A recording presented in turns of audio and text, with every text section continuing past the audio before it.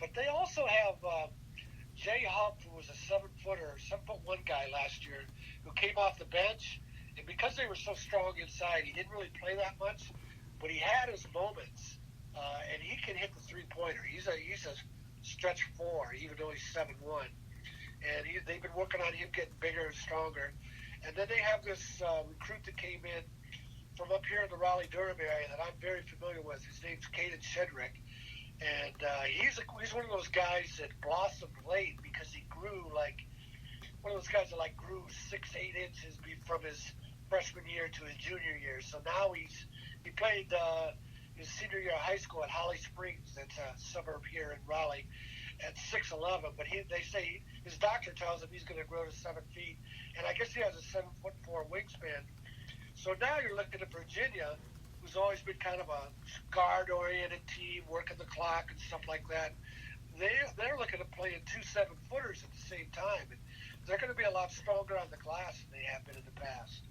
Okay. All right, let's go to our old friend Dave Gorin's team, and that's the Wake Forest. And I believe they're coached by Danny Manning. What are the Deacons saying about their chances this year? Oh, boy, they're picked last. 15th. Are they really? Even behind Virginia Tech, which has a new coach and lost all its players.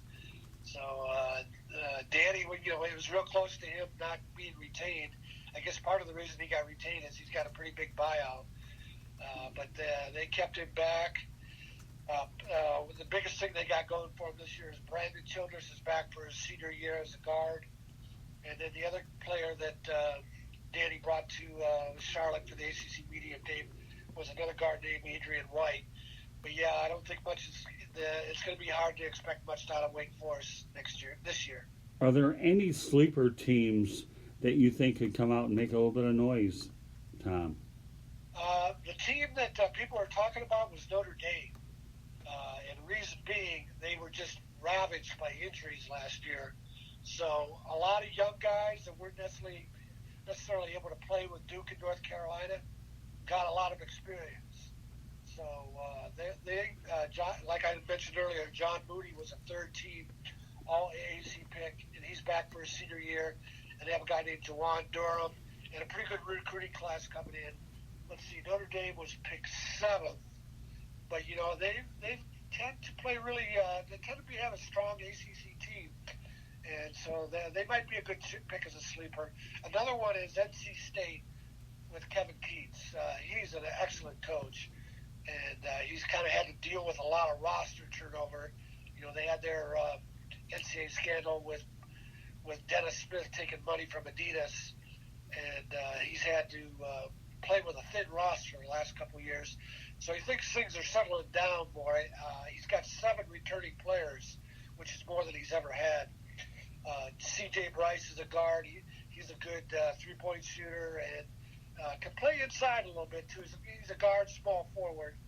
And then Markel Johnson is their point guard, and he's projected as a second-round NBA draft pick. So NC State, they could be ready to make a move up. Let's see where they're picked. They are picked 6th. All right, for a lot of those individuals that are probably listening to this for the first time, let's point out that Notre Dame remains an independent in football only, and they're in the ACC for their other sports. How big of an impact is Notre Dame basketball to the landscape of the ACC, knowing full well that their football team still plays a lot of games against ACC opponents? I think they have a lot of potential. They won the ACC tournament a couple of years ago, and Notre Dame, they'll never have the following they have in football, but it's still always a national name. So if they have a good team, people will notice. It's not like Pitt or Miami or Clemson suddenly having a great team. People don't know anything about it. Their basketball program, Notre Dame's basketball program, has a pretty good history. Yeah, I believe if I remember correctly, Mike Bray is the head coach. Yeah, Mike Bray, correct. I believe he came out of the University of Delaware a long time ago before he ended up taking on the job of the Irish. Yeah, he had been a Duke assistant for a while, too. Oh, was he? Yeah. Yeah, but Mike Bray, here's a guy that nobody knows anything about because he coaches at a school known for football. But year in and year out, they do not have any scandals there. They're a very clean program, a very steady program. Doesn't hurt that they're in Indiana, and that he certainly has a good recruiting base as well. So, but Yeah. but tell me what. They're always a steady team, but they don't have that NBA one and done that draws a lot more attention to them. Well, I think the reason why is because their academic standards are so high that they don't bring in that type of a player. They really don't, and that's why their football team is held to a much higher standard as well. I've never really known Notre Dame to have too many underclassmen ever leave earlier. There might be some exceptions here and there, but Notre Dame, if you play at Notre Dame, you're not only getting a good education, but you're getting a very well-rounded, mature player as well. You really are in more ways than one. And they go on to do a lot of things beyond their athletic careers. But let's stay on that subject for a moment, Tom, okay, about the impact and the following that Notre Dame has on those Atlantic Coast Conference schools. Yeah, like I say, everybody knows Notre Dame is always going to be a solid, if not spectacular, team. So I think they bring the ACC their fair share of attention, certainly more than some of the other programs like Wake Forest, Clemson, and Georgia Tech is really in a bad shape. So I think they hold themselves up fine. Okay, let's talk about Boston College. Any noise being made out of there? They're kind of the same position as Wake Forest. They just don't seem to be getting any players. Let's see where they're picked. They came out in the voting at 13. So wow, Georgia Tech is actually picked ahead. Georgia Tech, they had some NCAA problems. They're going to lose some scholarships, so they're facing a lot of problems. Georgia Tech is picked 12th, Boston College 13th, Virginia Tech 14th, and Wake Forest 15th. That's interesting. Oh. I didn't realize that. No, it's okay. That's why we're having these talks, so you can go ahead and educate every college basketball fan on the planet. So I want to talk about Coach Boeheim for a moment. Okay, how did he feel? Very refreshed at media day that he's ready to go another round? Oh yeah, he says he said this actually last year. I think he's 72 now. Right. He said this actually last year that he thought about retiring more. Would say he was in his early to mid 60s than he does now. He says he's feeling good. He's in good health, and he loves coaching. He just doesn't know what else he would do, and he has no plans to retire anytime soon. And Coach K is the same way. Coach K must be coming up on 68 or 69 right about now. Let's see, 50. Nah, he's in his 70s too, isn't he? He graduated West Point in 69, so that's 50 years ago. Yeah, he'd be close to 72. Maybe Boeheim's 75. 72. Coach K is 72. Right. Yeah. So, all right, let's talk about Coach K for a moment. Okay, he's no longer the head basketball coach for the U.S. basketball team. Did it ever come? Was he asked about the U.S. Basketball team now that he's away from it? No, I think the subject about pay for play kind of dominated his session. And he could have gotten irritated with it and say, I want to talk basketball. But he took all the questions, and I guess that's because he's in favor of seeing something done. He kept saying, hey, we need a commissioner, we need some kind of group to study this. Waited too long. We've had our head in the sand. We've got to come up with a solution to a very, very complex problem. All right. One guy we haven't spoken much about thus far is Roy Williams. What was coming out of Coach Williams' mouth? Okay, there's Roy Williams, another guy. He signed an 8-year extension. I think his contract carries him out to 2024 or 2025, something like that.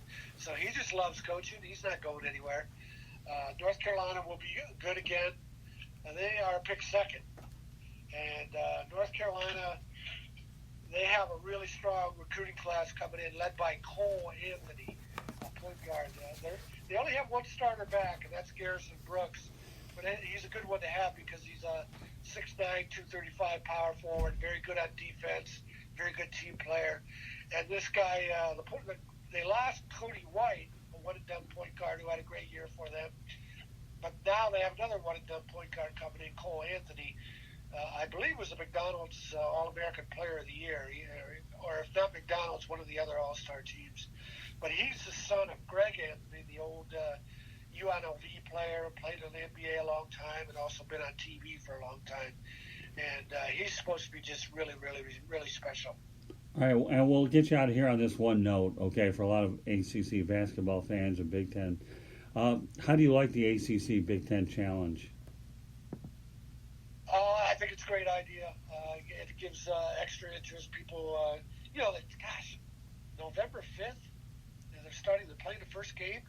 And so then your first conference game, so, excluding the expanded ACC, is until January. I mean, there's just a lot of nothing games for almost 2 months. Right. So it doesn't really mean anything because if the teams were to meet again in the NCAA tournament, I think a lot of things are going to change by then.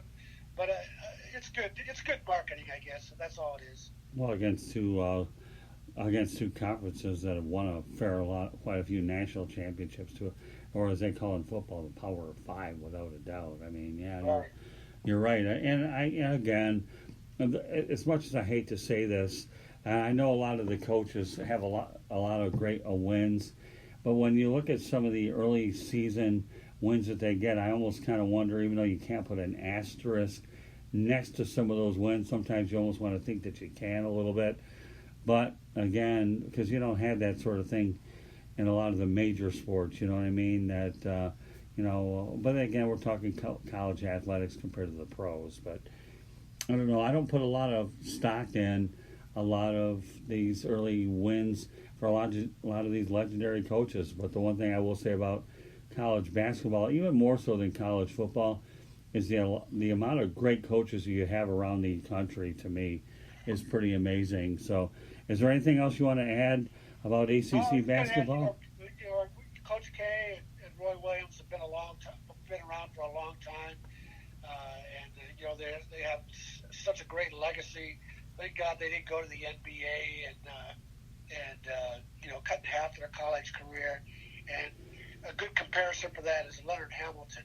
Right. He's had a fine career in Florida State, but if you remember, he was doing really well at Miami, and then he went to the NBA, got fired, and so he has all these good teams in Florida State, but he'll never be remembered the way Coach K and Roy Williams and a guy like Tom Izzo at Michigan State is, because he's moved around and he had the NBA interrupt his career. Well, that's true, and he gets fired by Michael Jordan with the Wizards, and that situation was an absolute mess in its own right. But yeah. So where is Florida State projected now that you brought them? Florida State's picked 5th. Are they? And now that you brought up Michigan State, even though this is not the ACC, I know you have a soft spot for Sparty. What do you think? Everyone's expecting them to be the number 1 pick in the nation when the preseason poll comes out, and I think it'll be well deserved. They got Cassius Winston back, their point guard. Xavier Tillman is a big man inside that Coach Izzo says has really improved, and they have a good recruiting class coming in too. They're going to be a lot deeper than they were last year. Last year they had a couple of injuries, and Cassius Winston kind of wore down as the season went on, even though they made it to the Final Four. But they're going to be able to give him more minutes this year. They have more depth. How about the Michigan Wolverines under Juwan Howard? I know they brought in Phil Martelli as his lead assistant, but I think that's an intriguing hire, but not surprising that they wanted a Michigan guy to run the program. I don't think there's anybody more credible to take that job than Juwan Howard, since he has a pretty steep background in the NBA and he has a great basketball resume. Yeah, I'll grudgingly admit he was a good guy to hire. I don't know if he's going to, he's been in the NBA, and like you said, hiring Phil Martelli was crucial to him having any success. But we'll see. We'll see. Just because you're an NBA player doesn't mean you're a good coach. No, but the one thing I will honestly say about that whole thing is that at least he has connections as a good recruiting tool to lure recruits. Okay, Tom, we'll put you back to work on football on Tuesday.